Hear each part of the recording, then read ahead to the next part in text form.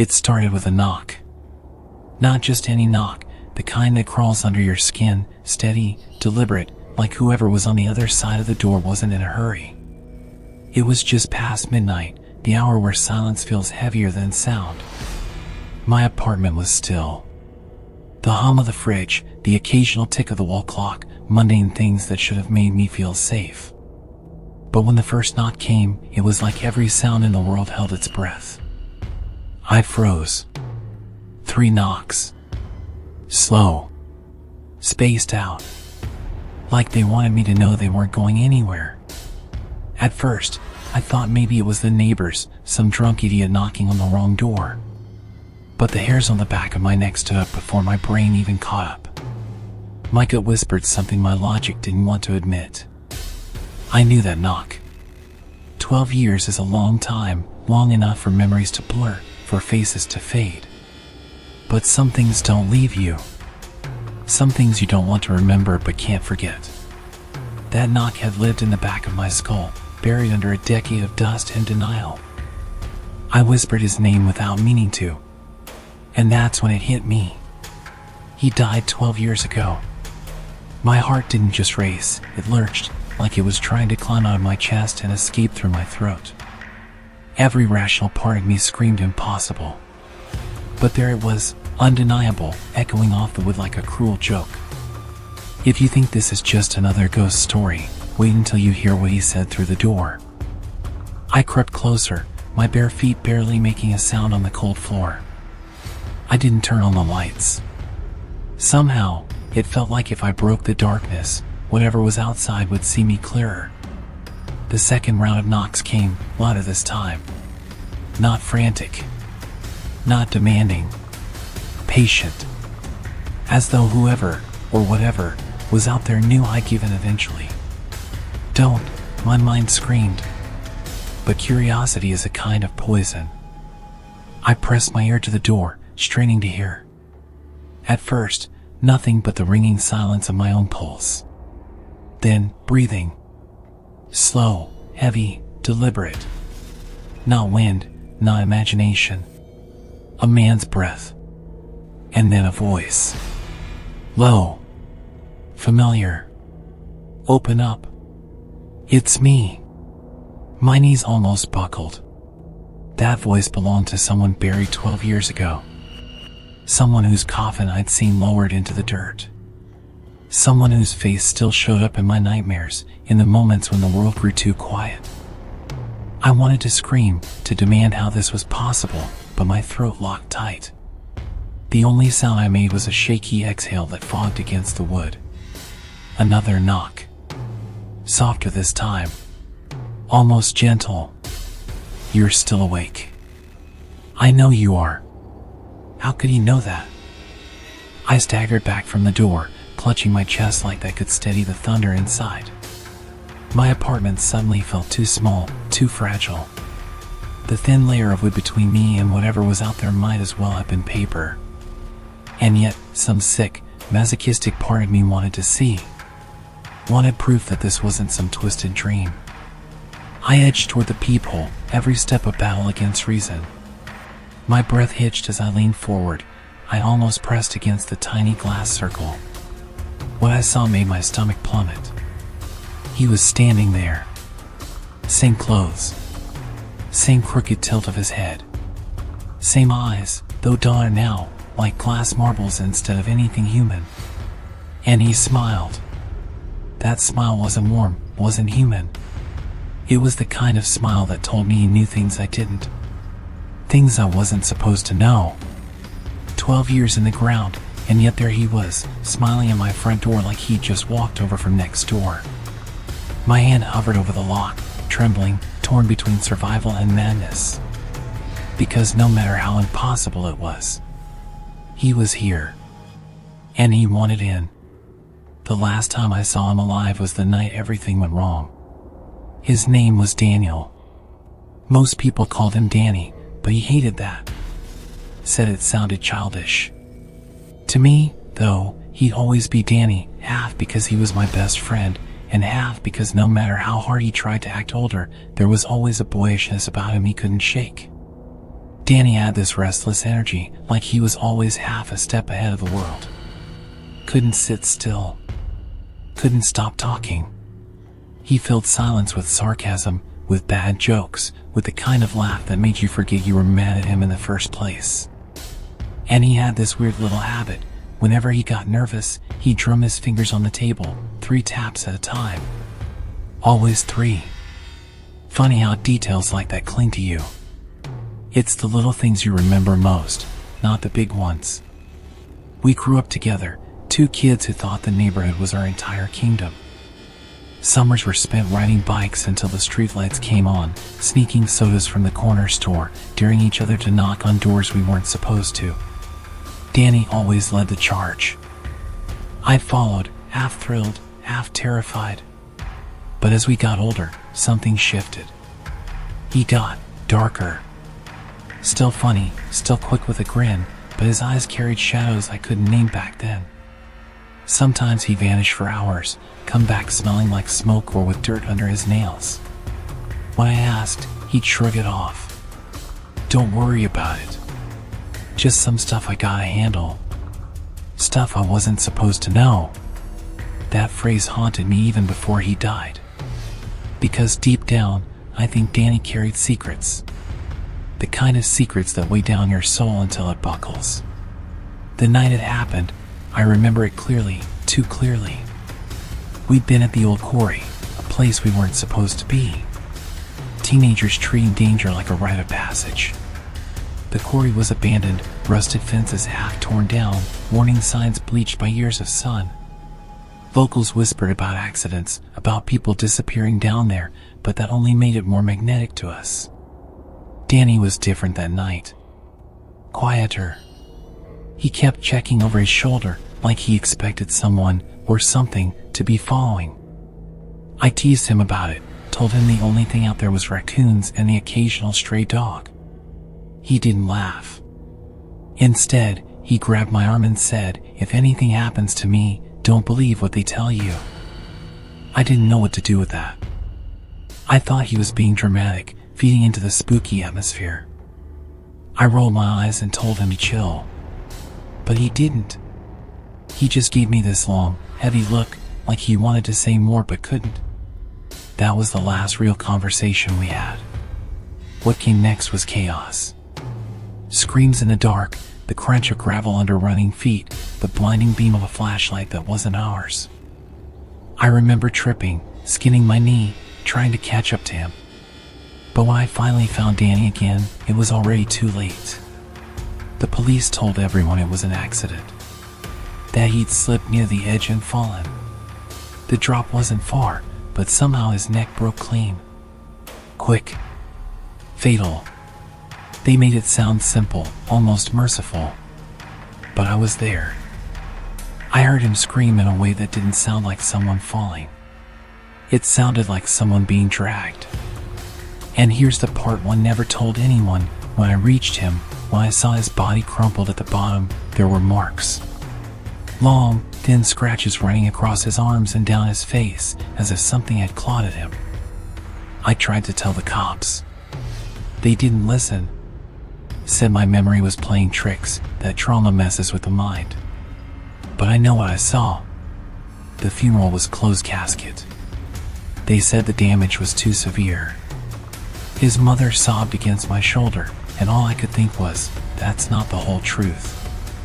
For years, I shut it down, tried to live like it was just a tragedy.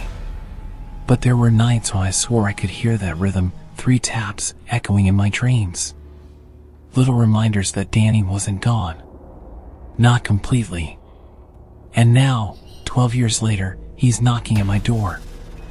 I keep replaying that night at the quarry, trying to piece together what I missed. Who was holding that flashlight? What had he been afraid of? What did he mean when he said not to believe what they told me? I wish I had answers.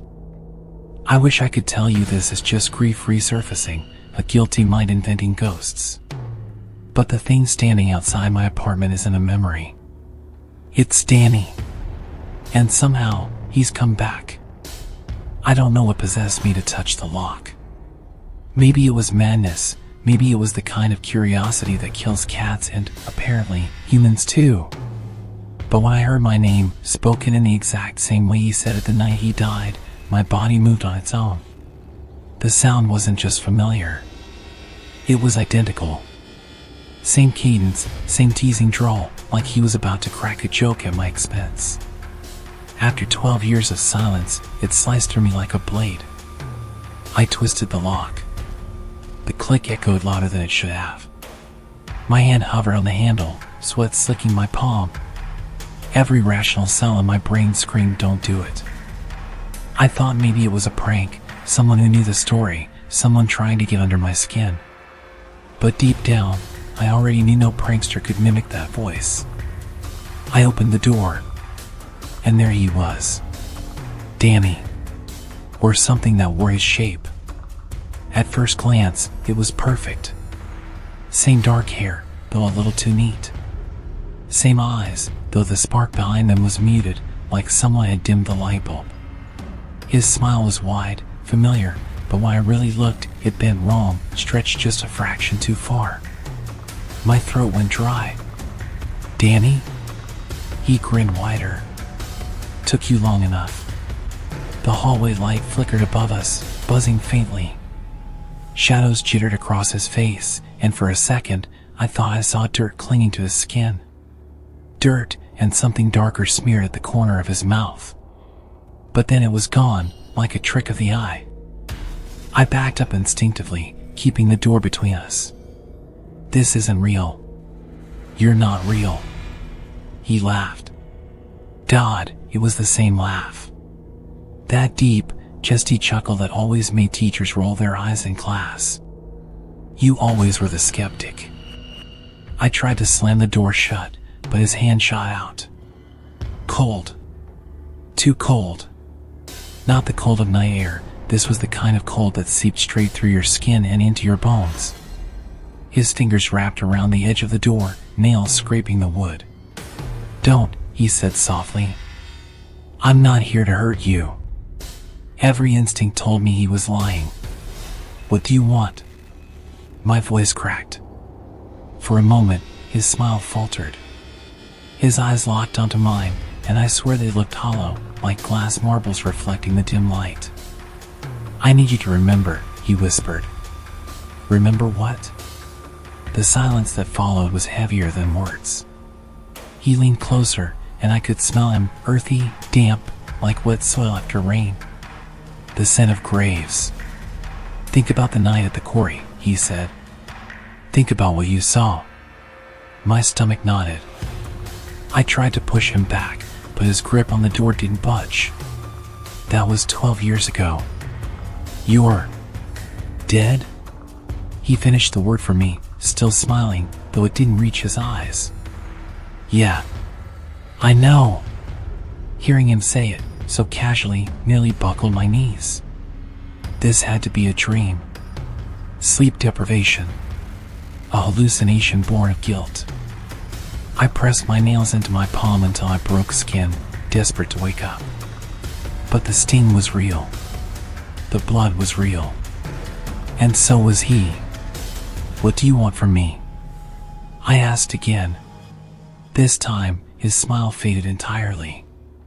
His expression turned serious, haunted, even. And then he asked me the question that still crawls under my skin whenever I close my eyes at night. "Why didn't you follow the light?" My heart lurched. "What light?" He shook his head slowly, like I'd disappointed him. "You saw it." "I know you did. The flashlight in the trees. You weren't supposed to run the other way." My mouth went dry.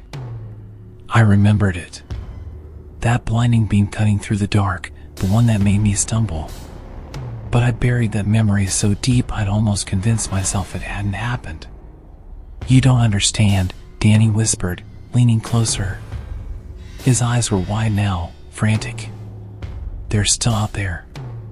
They never stopped watching." I couldn't breathe. My rational brain scrambled for explanations, delusion, stress, maybe some elaborate prank with someone who dug up old details from police reports. But how could anyone else know about that flashlight? I'd never told a soul. My chest heaved, panic clawing at me. I shoved at the door with all my strength. This time, his grip loosened, as if he allowed it. The door slammed shut, rattling in the frame. Silence. For a moment, I thought it was over. My apartment was still, the only sound my ragged breathing. I pressed my back to the door, sliding down until I hit the floor, clutching my head. Then came 3 soft taps. The rhythm of his nervous habit. 3 taps, deliberate. And then his voice, muffled but clear through the wood. "I'll be back tomorrow night." I wasn't supposed to write this, but someone needs to know. If anyone else has experienced the 3 knocks, tell me I'm not alone. The first night could have been explained away: shock, insomnia, guilt bubbling up into a hallucination. That's what I told myself as I sat awake until dawn, staring at the door with every light in my apartment blazing. By morning, I almost convinced myself I'd dreamed it all. Almost. But then came the second night. Midnight again. Same rhythm. 3 knocks. Slow. Patient. I froze in bed, clutching the sheets. Maybe if I ignored it, he'd leave. My phone lit up with the time, 12:03 a.m. 3 more knocks followed, heavier this time. And then his voice: "You said you'd remember." I didn't move. I didn't breathe. Eventually, the knocks stopped. But I couldn't shake the sense that something was waiting just beyond the door, smiling in the dark. By the 3rd night, I knew it wasn't just in my head.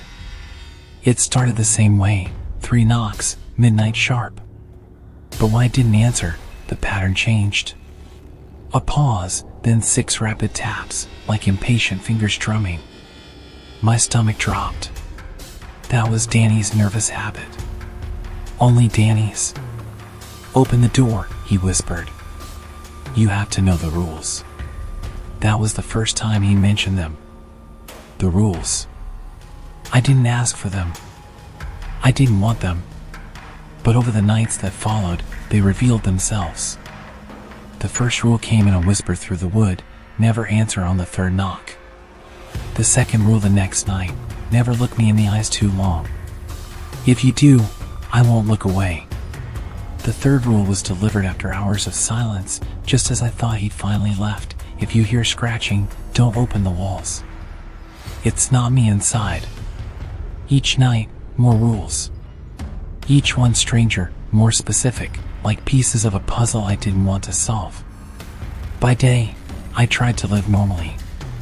Work, errands, conversations with friends where I laughed at the right times and nodded when I was supposed to. But underneath, my world was rotting.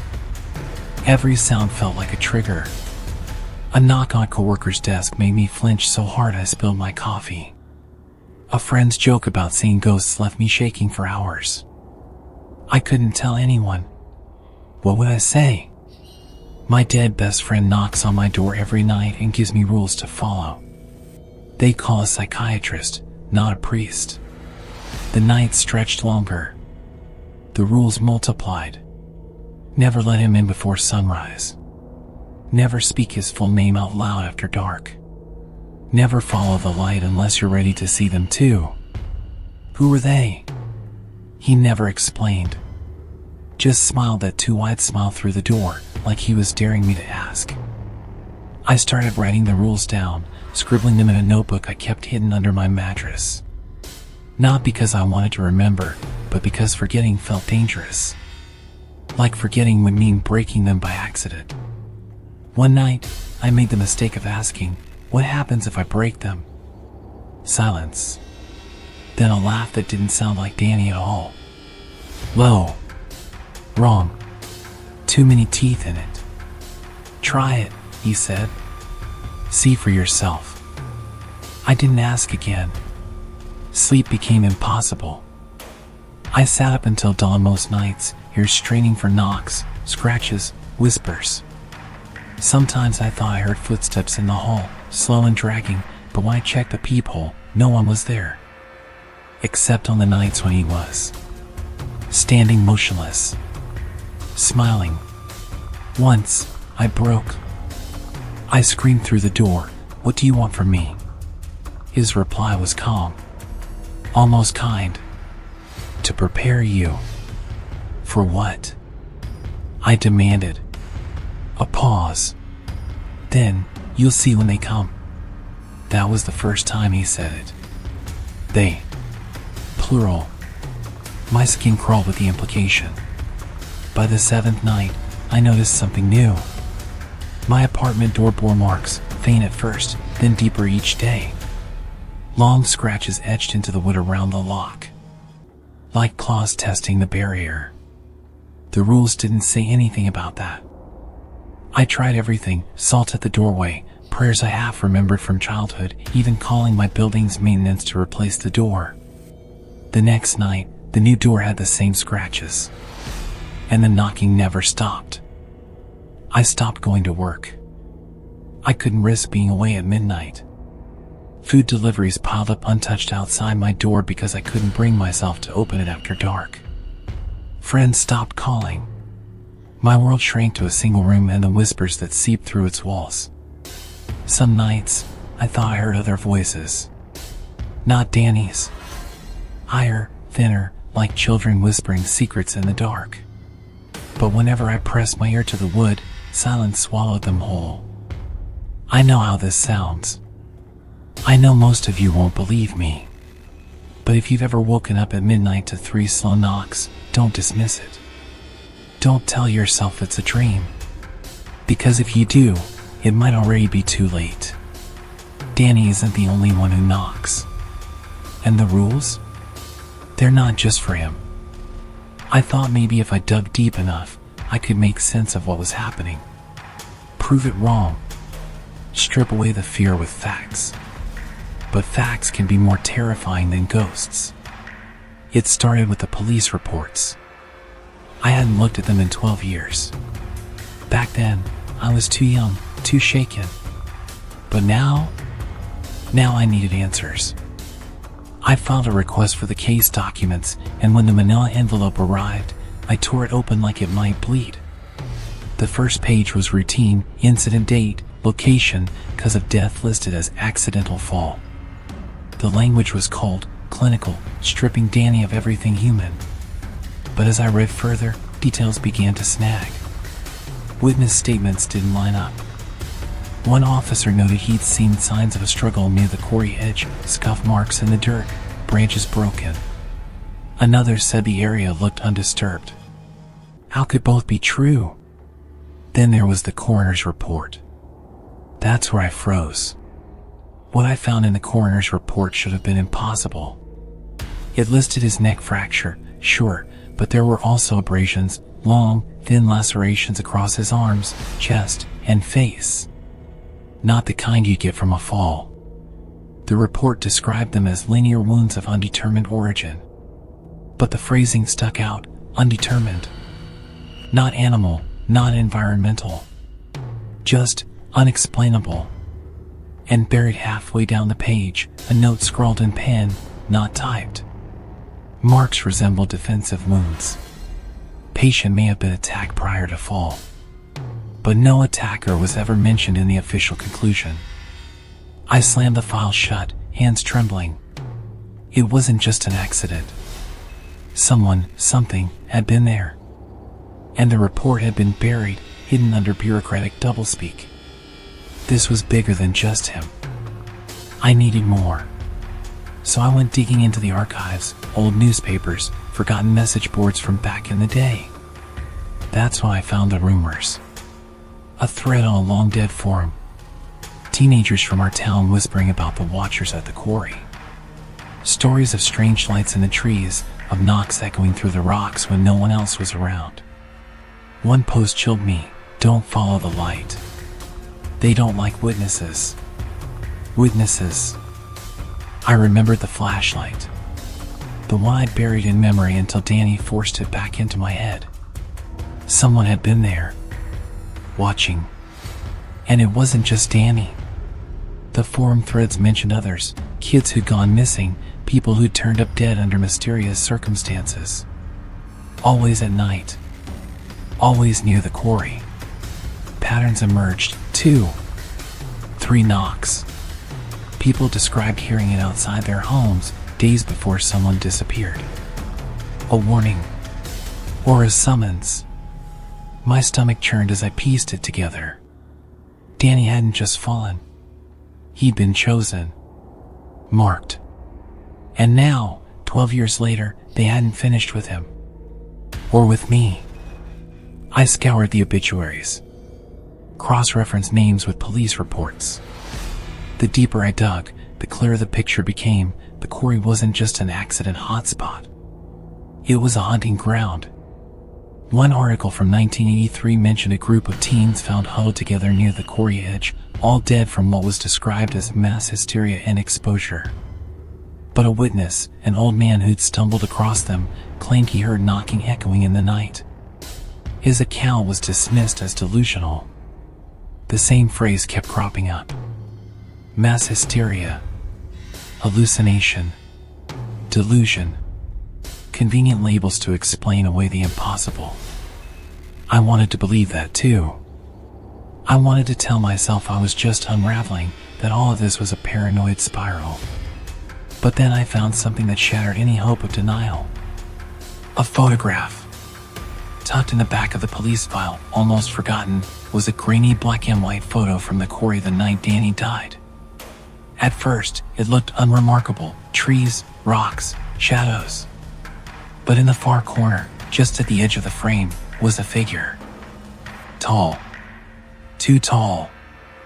Limbs elongated, face indistinct, like the camera hadn't wanted to capture it. And next to it, faint but unmistakable, a circle of lights hovering in the dark. My chest tightened as I stared at it. The flashlight I'd seen hadn't belonged to a person. Not in the normal sense. I shoved the photo back in the file, bile rising in my throat. Danny had been right. I wasn't supposed to know this. No one was. By the time I closed the envelope, my hands wouldn't stop shaking. I knew what was coming next. He hadn't returned to torment me. He'd returned to warn me. And if he was right, if they were still out there, then the knocks at my door were just the beginning. It happened on the 7th night. I'd counted every one, tracked each knock like a death toll, hoping it would stop, praying it would fade. But instead, the knocking grew bolder, angrier, as if whatever stood outside was done being patient. That night, the knocks didn't come in 3s. They came in 7s. Each slam against the wood rail of the frame made the dishes in my kitchen tremble. I sat in the dark, clutching the envelope of records, the coroner's report, the cursed photograph. The words from the form burned in my head. Don't answer after the 3rd knock. Don't look directly into his eyes. But what do you do when every rule has already been broken? By the 7th knock, my resolve snapped. I stood, legs shaking, and staggered toward the door. I told myself I wouldn't open it. Just stand there.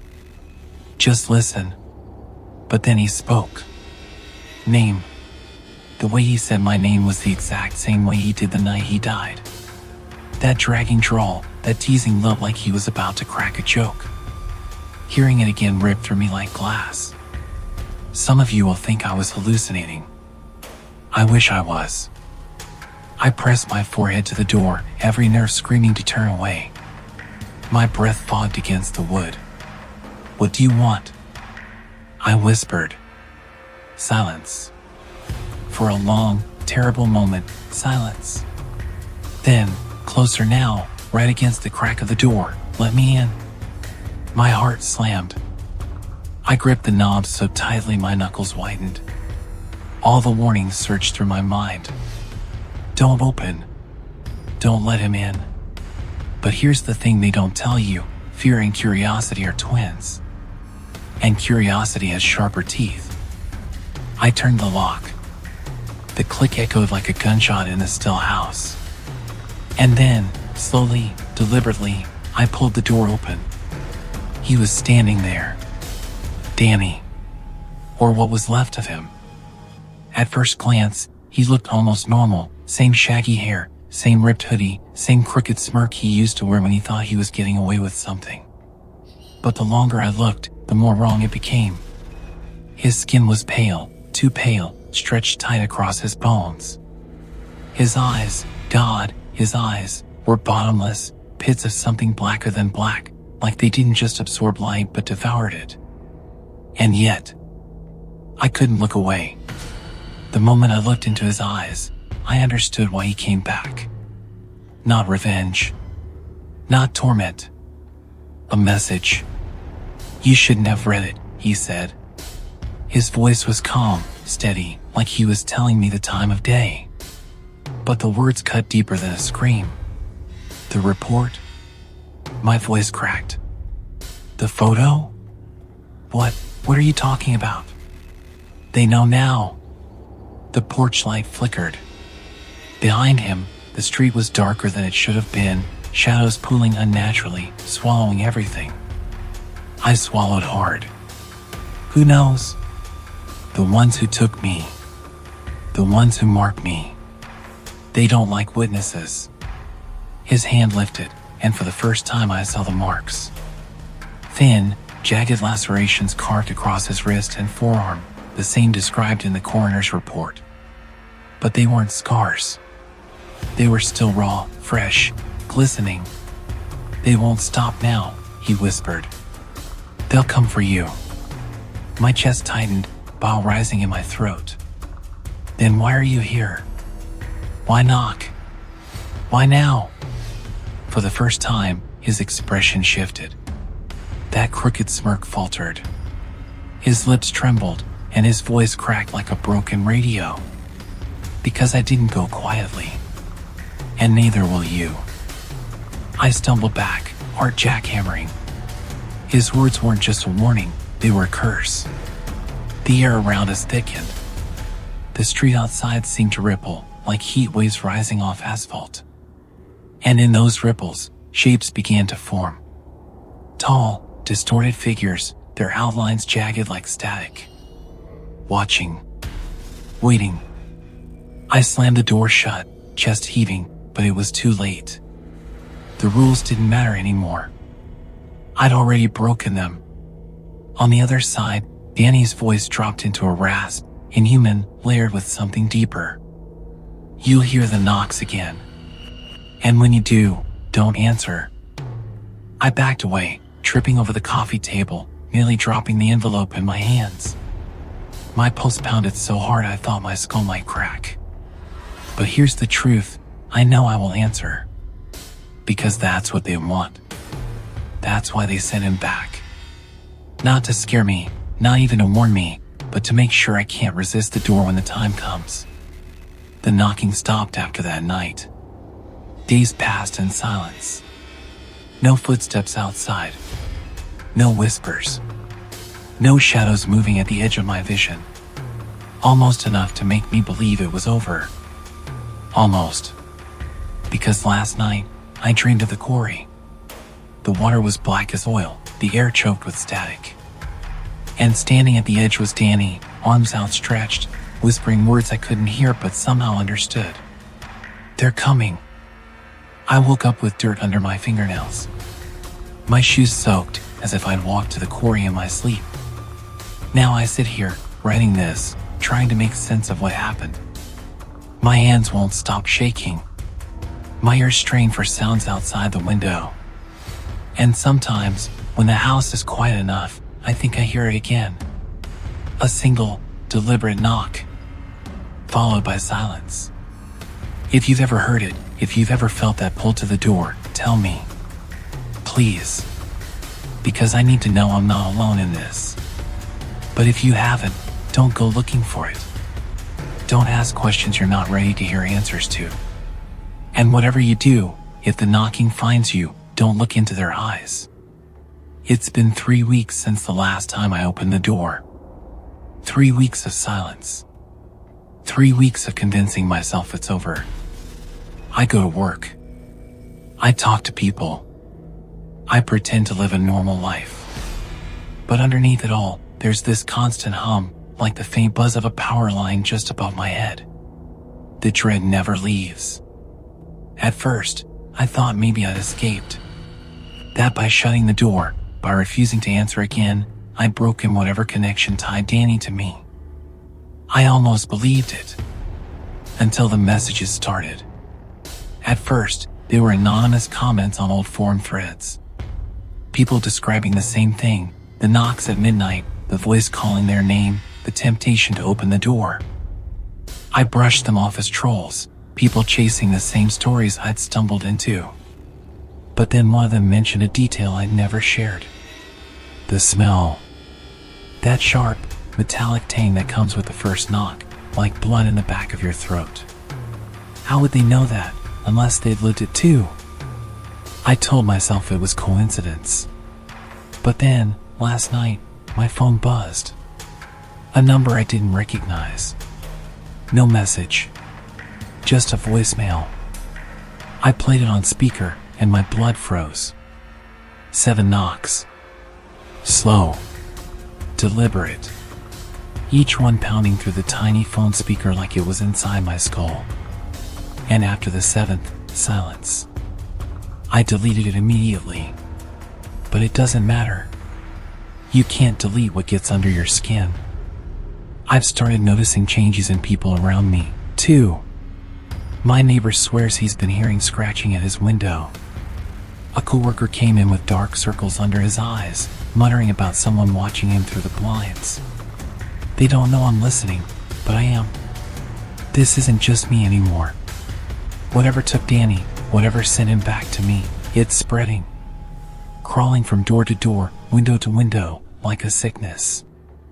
And maybe that's why I had to tell this story.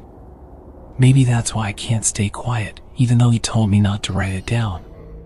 Because if you've ever heard 3 knocks at night, don't answer. Please. Don't let curiosity sink its teeth into you the way it did me.